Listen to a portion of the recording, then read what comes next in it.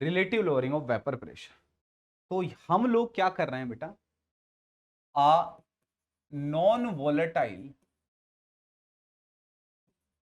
Solid solute in liquid solvent, इसमें हम लोग कोई non volatile solid solute add कर रहे हैं किसी लिक्विड सॉल्वेंट में, और देखते हैं क्या चेंज हमको देखने को मिलता है। तो देखो बच्चों, राउल्ट्स लॉ के अकॉर्डिंग हम एक चीज लिखते हैं।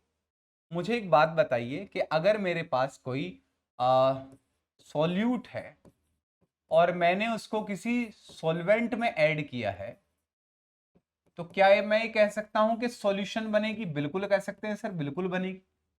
तो क्या मैं कह सकता हूं कि प्रेशर ऑफ सॉल्यूशन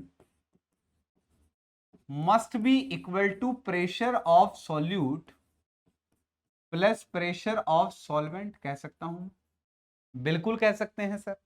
लेकिन बच्चों मैंने तो अभी आपसे ये कह दिया कि ये जो सॉल्यूट है ये नॉन वोलेटाइल है, ये है नॉन वोलेटाइल। नॉन वोलेटाइल का मतलब क्या है? इसका जो प्रेशर है वो तो जीरो आ जाएगा। अगर ये नॉन वोलेटाइल सॉल्यूट है, सॉलिड सॉल्यूट है, तो इसका तो वेपर्स बनेंगे ही नहीं। जब इसके वेपर्स बनेंगे ही नहीं, तो जो प्रेशर आएगा सॉल्यूशन का, वेपर प्रेशर जो सॉल्यूशन का आएगा, वो केवल सॉल्वेंट के इक्वल आएगा। बिल्कुल सही बात है। तो हम क्या कह सकते हैं?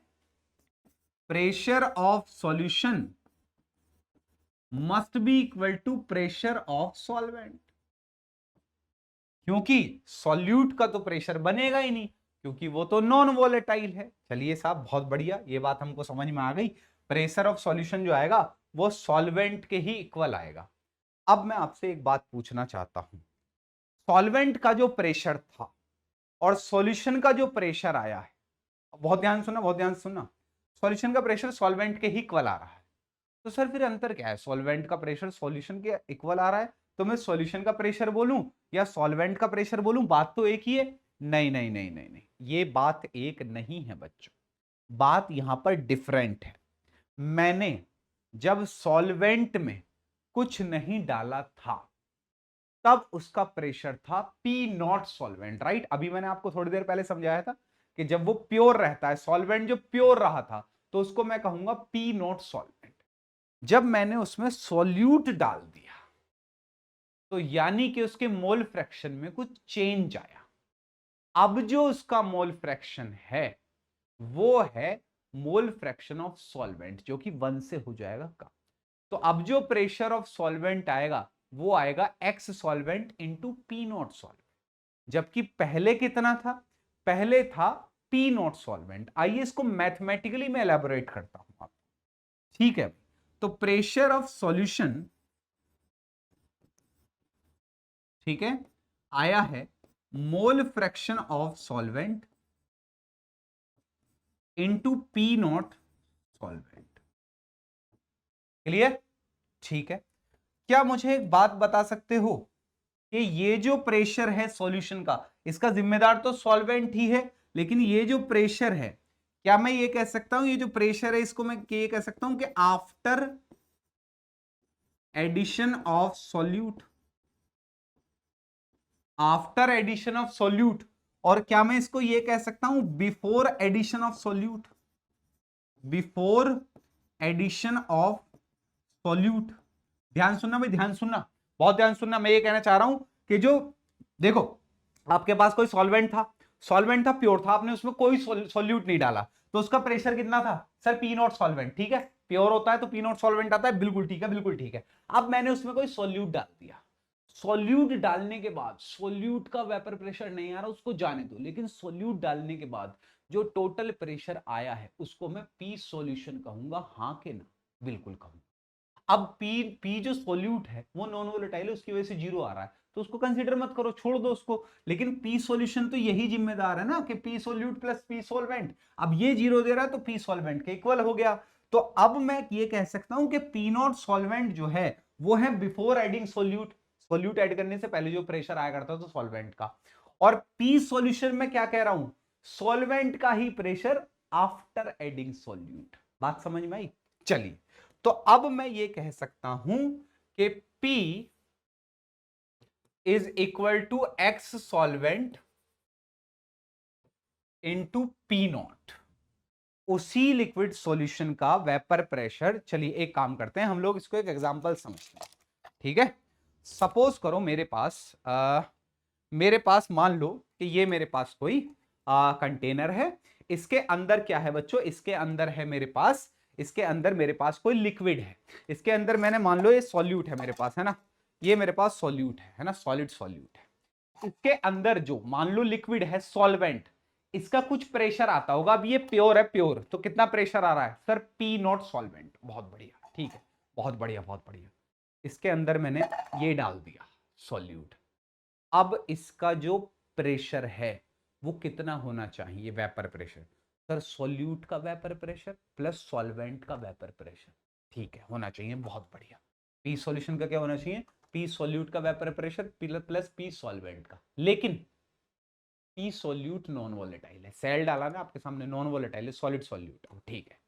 तो सर अब जो प्रेशर सॉल्यूशन का आएगा वो सॉल्वेंट के ही इक्वल आएगा। बिल्कुल, हमने मान लिया पी सॉल्यूशन पी सॉल्वेंट।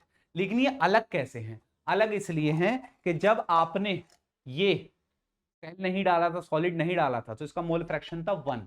तब हम कह सकते थे इसको 1 डालो तो ओरिजिनल के बराबर आ जाता, जितना प्योर रहता तो उतना ही आता। लेकिन जब अपने इसमें सेल डाल दिया, इसका मोल फ्रैक्शन घट गया।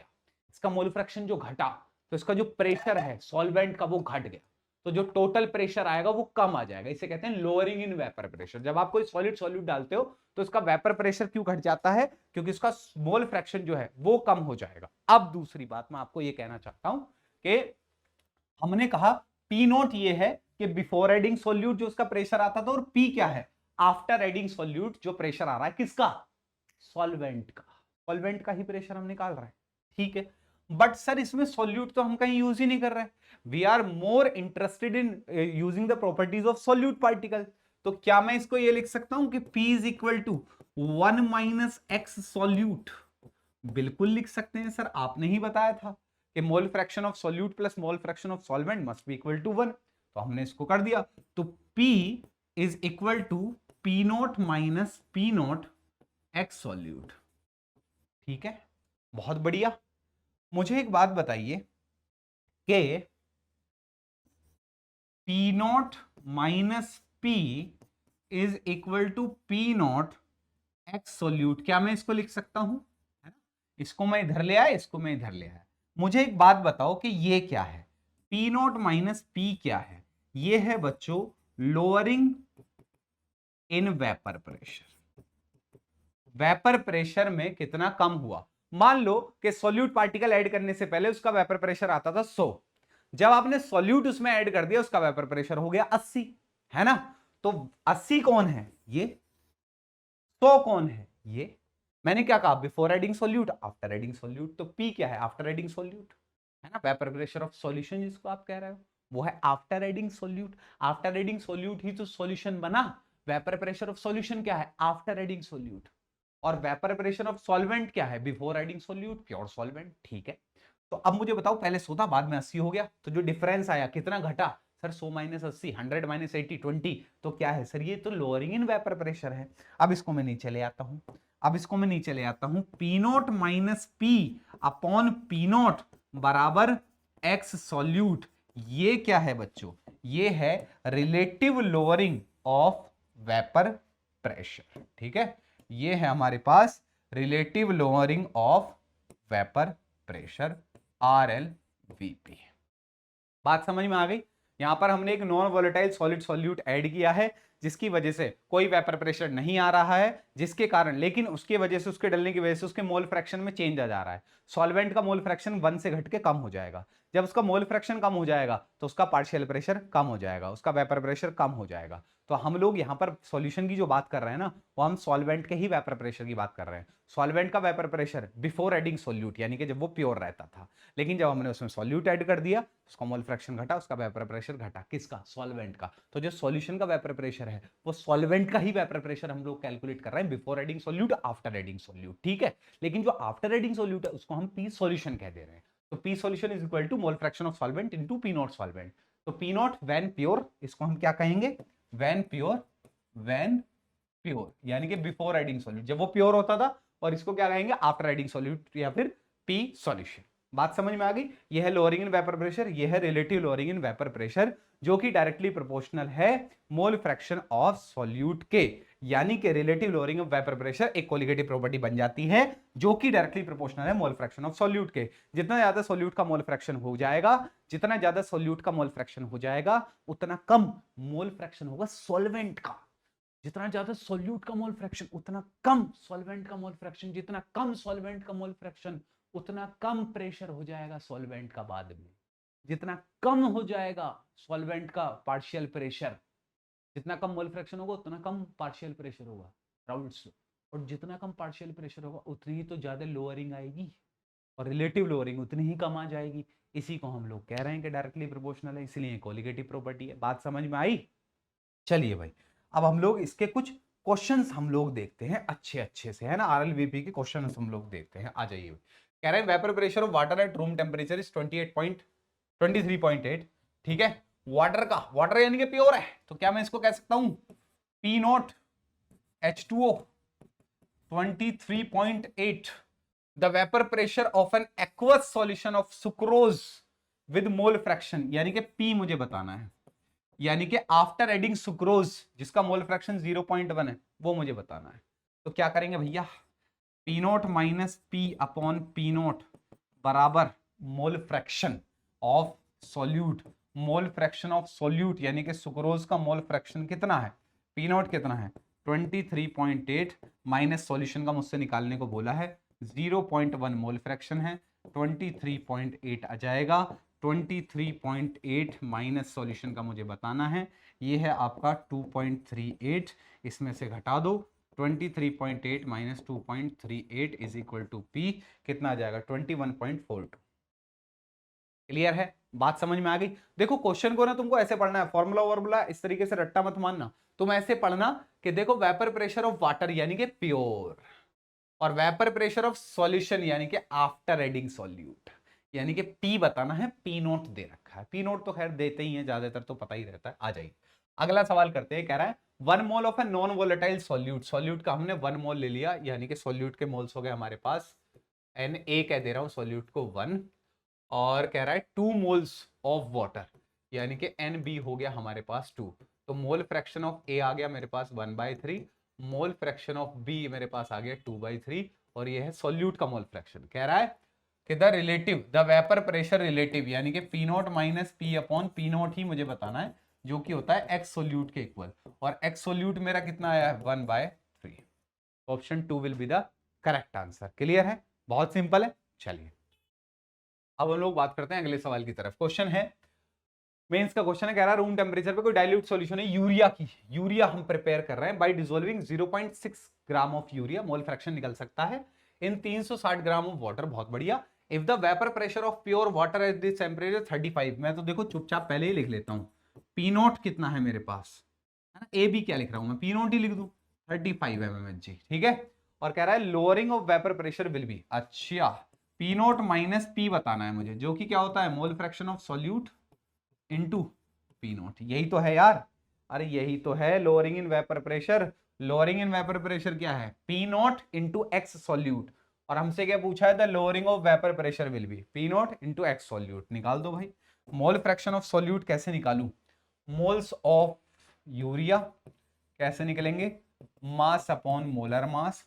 Moles of water mass upon molar mass, कितना आ जाएगा 0.01, है ना, और ये कितना आ जाएगा मेरे पास 20, तो ये आ गया 0.01 अपॉन 20 प्लस 0.01 को नेग्लेक्ट ही कर देता हूँ। ठीक है, और ये कितना है 35, तो कितना आ गया भाई ये मेरे पास 10 की पावर -3, 35 अपॉन 2 इंटू 10 की पावर -3, कितना आ गया 17.5 इंटू 10 की पावर -3, तो ये आ जाएगा मेरे पास, option C will be the correct answer. बात समझ में आ गई भाई?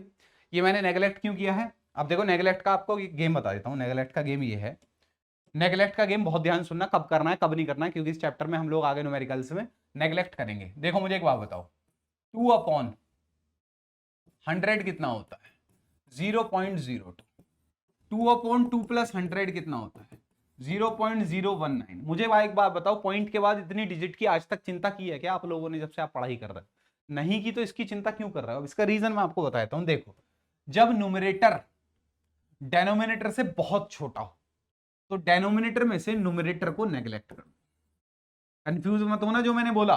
मैंने क्या कहा? जब न्यूमरेटर डेनोमिनेटर से बहुत छोटा हो तब ये वैल्यू बहुत छोटी आती है, और जब ये वैल्यू बहुत छोटी आती है ना, तब डेनोमिनेटर में से न्यूमरेटर को नेग्लेक्ट कर दो, क्योंकि बहुत छोटी वैल्यू से फर्क नहीं पड़ेगा।